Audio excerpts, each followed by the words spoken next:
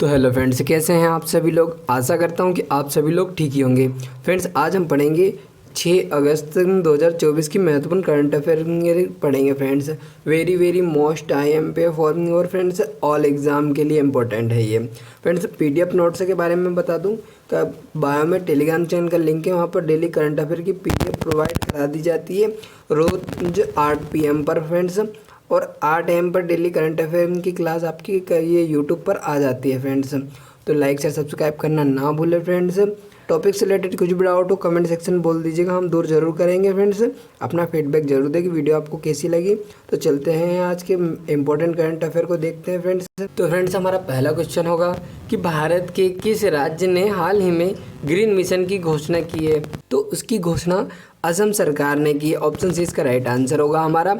अब इसकी थोड़ी डिटेल जाने तो हम फ्रेंड्स, असम सरकार ने पर्यावरणीय चुनौतियों का सामना करने और वन क्षेत्र में विस्तार के उद्देश्य से ग्रीन मिशन की शुरुआत की है।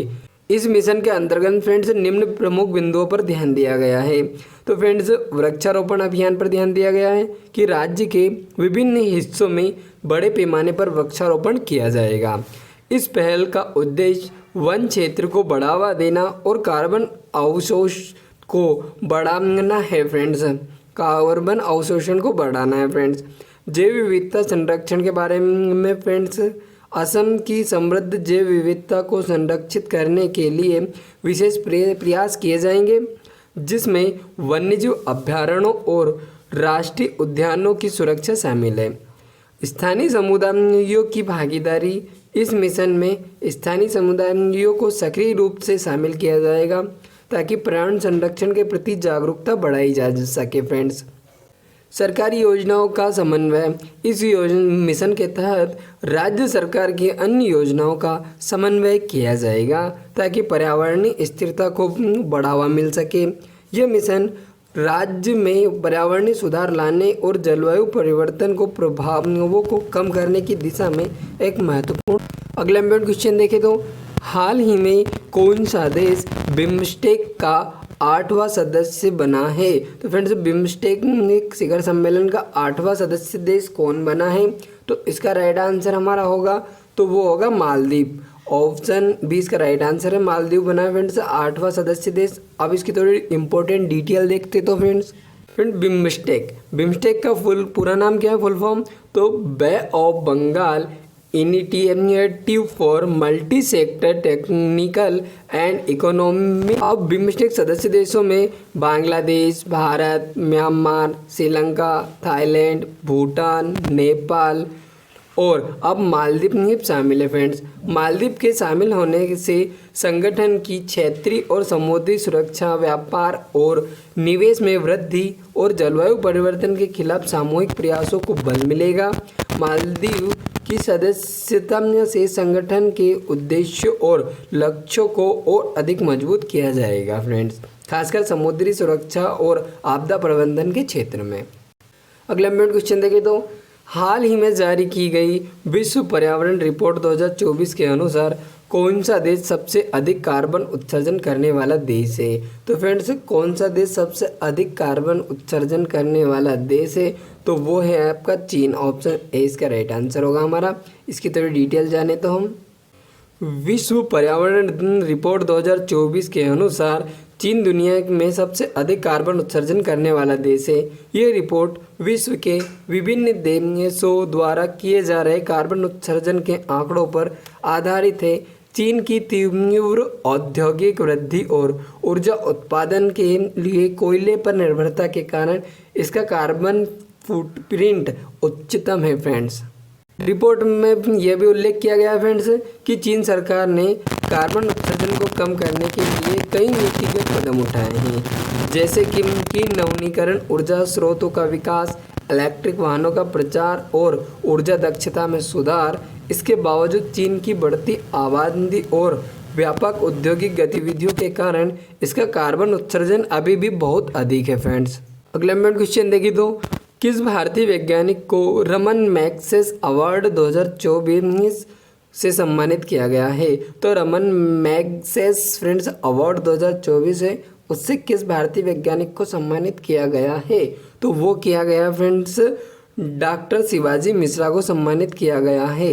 ऑप्शन डी इसका राइट आंसर होगा हमारा फ्रेंड्स। अब इसके बारे में थोड़ा डिटेल जाने तो हम रमन मैग्सेसे अवार्ड एशिया का प्रतिष्ठित पुरस्कार है जिसे सामाजिक सेवा, जनहित में उत्कृष्ट कार्य और नवाचार के लिए दिया जाता है। 2024 में यह पुरस्कार भारतीय वैज्ञानिक डॉक्टर शिवाजी मिश्रा को उनके विज्ञान और प्रौद्योगिकी के क्षेत्र में किए गए उल्लेखनीय योगदान के लिए दिया गया है। अब डॉक्टर मिश्रा ने ऊर्जा क्षेत्र में अद्वितीय अनुसंधान और नवाचार किए हैं, विशेषकर सौर ऊर्जा और नवीकरणीय ऊर्जा स्रोतों के उपयोग में।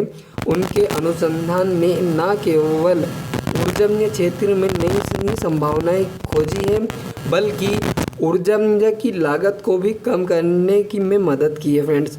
उनके काम ने समाज में विज्ञान और प्रौद्योगिकी के महत्व को समझने और अपनाने में मदद की है फ्रेंड्स। अगला इम्पोर्टेंट क्वेश्चन देखें तो हाल ही में किस भारतीय राज्य ने मिशन गगनयान के लिए प्रशिक्षण केंद्र की घोषणा की है?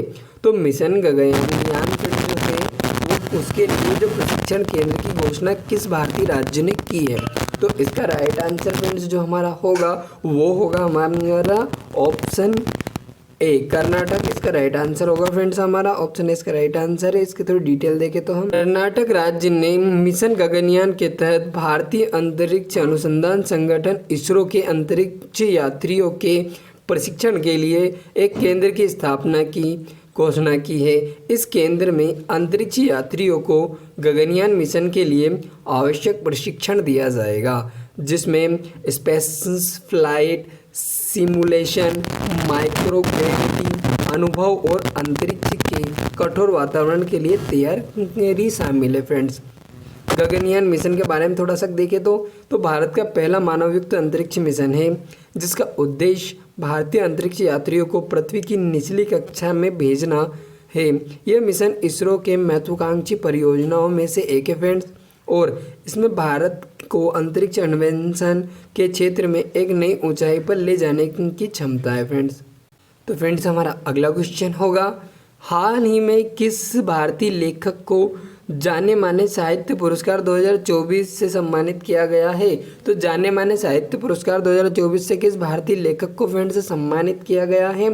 तो इसका नाम क्या है? तो इसका राइट आंसर हमारा होगा अनीता देसाई की लेखक को सम्मानित किया गया है। ऑप्शन से इसका राइट आंसर होगा। इसकी थोड़ी डिटेल जाने तो हम प्रसिद्ध भारतीय लेखिका अनीता देसाई को उनके नवीनतम उपन्यास द हाउस ऑन द हिल के लिए जाने माने साहित्य पुरस्कार 2024 से सम्मानित किया गया है। यह पुरस्कार भारतीय साहित्य में उत्कृष्ट योगदान के लिए दिया जाता है। अनीता देसाई की लेखनी में भारतीय समाज और संस्कृति की गहरी समझ झलकती है। उनके उपन्यास में भारतीय परिवार की जटिलताओं और भावनाओं का सूक्ष्म चित्रण होता है फ्रेंड्स। अगला इम्पोर्टेंट क्वेश्चन देखें तो हाल ही में किस देश ने सबसे बड़ी अंतर्राष्ट्रीय डिजिटल मुद्रा क्रिप्टो मार्केट 2024 का उद्घाटन किया है? तो फ्रेंड्स अंतर्राष्ट्रीय डिजिटल मुद्रा क्रिप्टो मार्केट किस देश ने हाल ही में फ्रेंड्स उद्घाटन किया है इसका? तो इसका राइट आंसर हमारा होगा वो होगा सिंगापुर। ऑप्शन डी इसका राइट आंसर होगा हम फ्रेंड्स हमारा। अब इसकी थोड़ी डिटेल जाने तो हम सिंगापुर ने क्रिप्टो मार्केट 2024 का उद्घाटन किया है, जो कि एक अंतर्राष्ट्रीय डिजिटल मुद्रा एक्सचेंज प्लेटफॉर्म है। ये दुनिया का सबसे बड़ा और सबसे उन्नत क्रिप्टो करेंसी बाजार है, जहां विभिन्न डिजिटल मुद्राओं का व्यापार किया जा सकता है। इस पहल का उद्देश्य डिजिटल मुद्रा के क्षेत्र में वैश्विक नेतृत्व प्राप्त करना और ब्लॉकचेन तकनीक के विकास को बढ़ावा देना है फ्रेंड्स। सिंगापुर सरकार ने इस पहल के माध्यम से वित्तीय क्षेत्र में नवाचार और तकनीकी में विकास को प्रोत्साहित करने का प्रयास किया है फ्रेंड्स। प्लीज़ फ्रेंड लाइक से सब्सक्राइब जरूर कर दीजिएगा, इससे थोड़ा मोटिवेशन मिलता है। टॉपिक से रिलेटेड कुछ भी डाउट हो कमेंट सेक्शन पूछ लीजिएगा, हम दूर जरूर करेंगे। कुछ भी सजेशन हो वो भी देना ना भूलें फ्रेंड्स। और ये ऑल एग्जाम के लिए इंपॉर्टेंट है फ्रेंड्स। लास्ट में आपके लिए होमवर्क के लिए क्वेश्चन रहेगा एक, उसको देना मत भूलिएगा। तो हमारा अगला क्वेश्चन होगा कि हाल ही में भारतीय महिला क्रिकेट टीम की कप्तान के रूप में किसे नियुक्त किया गया है? तो फ्रेंड्स करंटली में भारतीय महिला क्रिकेट टीम की नई कप्तान के रूप में किसे नियुक्त किया गया है? तो वो किया गया है हरमनप्रीत कौर को। ऑप्शन बी इसका राइट आंसर होगा हमारा। अब इसकी थोड़ी डिटेल जाने तो हम फ्रेंड्स, हरमनप्रीत कौर को भारतीय महिला क्रिकेट टीम की नई कप्तान के रूप में नियुक्त किया गया है। वह मिताली राज के बाद यह पद संभाल रही है। हरमनप्रीत कौर का नेतृत्व और बल्लेबाजी कौशल दोनों ही असाधारण हैं और उन्होंने अंतर्राष्ट्रीय क्रिकेट में कई महत्वपूर्ण पारियां खेली है फ्रेंड्स। उनकी नियुक्ति के साथ टीम नए उत्साह और ऊर्जा के साथ आगामी टूर्नामेंट में उतरेगी। यह नियुक्ति भारतीय महिला क्रिकेट को नए आयाम देने की दिशा में एक महत्वपूर्ण कदम है फ्रेंड्स। अगला क्वेश्चन देखें तो हाल ही में भारत के किस राज्य में इलेक्ट्रिक वाहन नीति 2024 की घोषणा की गई है? तो भारत के किस राज्य में इलेक्ट्रिक वाहन नीति 2024 फ्रेंड्स की घोषणा की गई है? तो इसका राइट आंसर हमारा होगा महाराष्ट्र। ऑप्शन बी इसका राइट आंसर है हमारा। इसको डिटेल में जाने तो महाराष्ट्र सरकार ने इलेक्ट्रिक वाहन नीति 2024 की घोषणा की है, जिसका उद्देश्य राज्य में इलेक्ट्रिक वाहन के उपयोग को बढ़ावा देना और परिवहन क्षेत्र में प्रदूषण को कम करना। इस नीति के तहत इलेक्ट्रिक वाहन की खरीद पर सब्सिडी, चार्जिंग इंफ्रास्ट्रक्चर का विकास और बैटरी निर्माण उद्योग को प्रोत्साहन देने जैसी कई योजनाएं शामिल हैं। इसके अलावा महाराष्ट्र सरकार ने राज्य में इलेक्ट्रिक वाहनों के लिए एक विशेष हब विकसित करने की भी योजना बनाई है फ्रेंड्स, जो रोजगार सृजन और तकनीकी नवाचार को भी बढ़ावा देगी फ्रेंड्स। अगला इंपॉर्टेंट क्वेश्चन देखें तो हाल ही में किस देश ने सौर ऊर्जा का सबसे बड़ा पार्क स्थापित किया? तो फ्रेंड्स जो सौर ऊर्जा है उसका सबसे बड़ा पार्क किस देश ने स्थापित किया है? तो इसका राइट आंसर क्या है? तो इसका राइट आंसर हमारा होगा फ्रेंड्स भारत। ऑप्शन है इसका राइट आंसर है हमारा। अब इसकी थोड़ी डिटेल जाने तो फ्रेंड्स हम, भारत ने राजस्थान राज्य में सौर ऊर्जा का सबसे बड़ा पार्क स्थापित किया है। फ्रेंड्स पार्क में से वही आप फैक्ट्री बोल सकते हो, कारखाना बोल सकते हो, वो वाला पार्क मत समझिएगा, नॉर्मल वाला जिसमें आप घूमने जाते हैं वो वाला पार्क की बात यहाँ पर नहीं हो रही है। इस सौर पार्क की कुल स्थापित क्षमता 10 गीगावाट है, जो इसे दुनिया का सबसे बड़ा सौर ऊर्जा संयंत्र बनाती है। इस परियोजना का उद्देश्य सौर ऊर्जा के माध्यम से देश की ऊर्जा ज़रूरतों को पूरा करना और हरित ऊर्जा उत्पाद को बढ़ावा देना।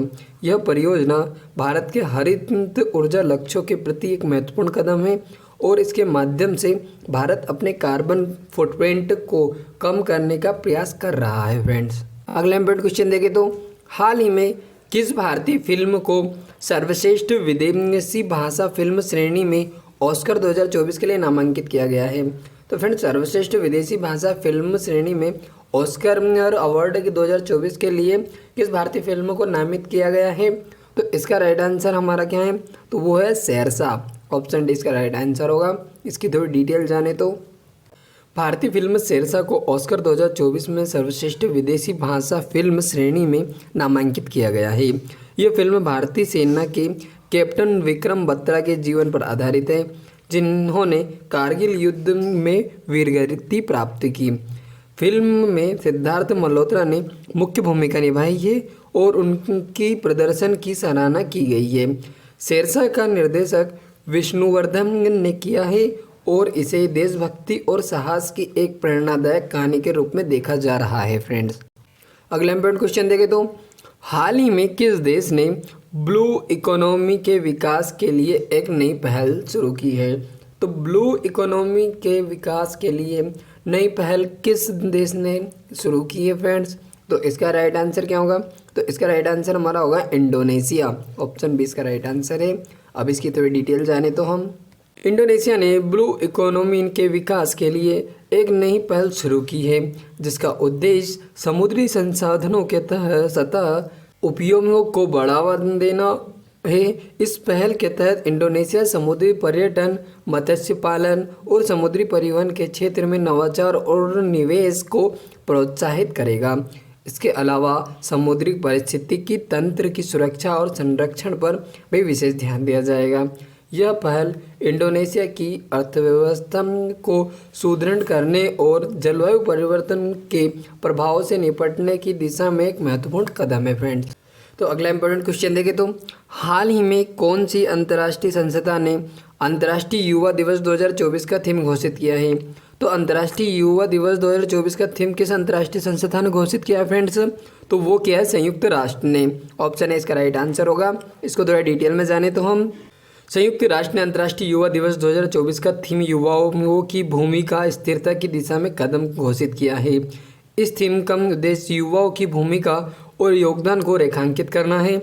विशेष रूप से स्थिरता और विकास के संदर्भ में इस दिन विभिन्न कार्यक्रमों और गतिविधियों के माध्यम से युवाओं को सामाजिक, आर्थिक और पर्यावरणीय मुद्दों पर जागरूक किया जाएगा और उनके लिए नई संभावनाओं और अवसरों का पता लगाना का अवसर प्रदान किया जाएगा फ्रेंड्स।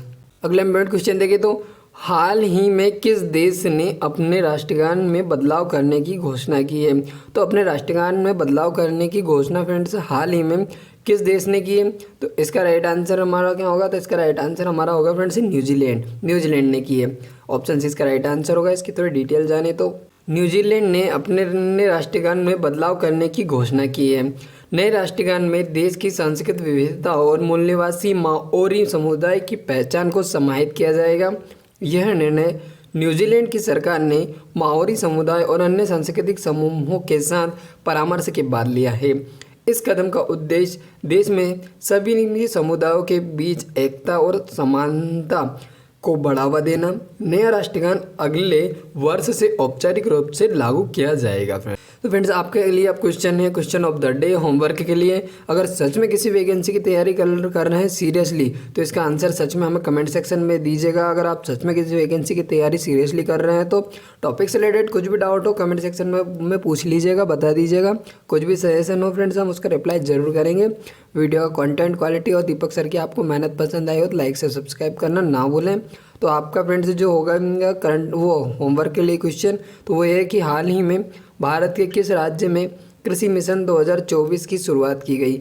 ये आपका फ्रेंड्स होमवर्क के लिए क्वेश्चन है। ये आपके 4 ऑप्शन है। इसका आंसर में कमेंट सेक्शन में जरूर दीजिएगा। ठीक है, मिलता है अगली वीडियो में। तब तक के लिए bye, take care, see you.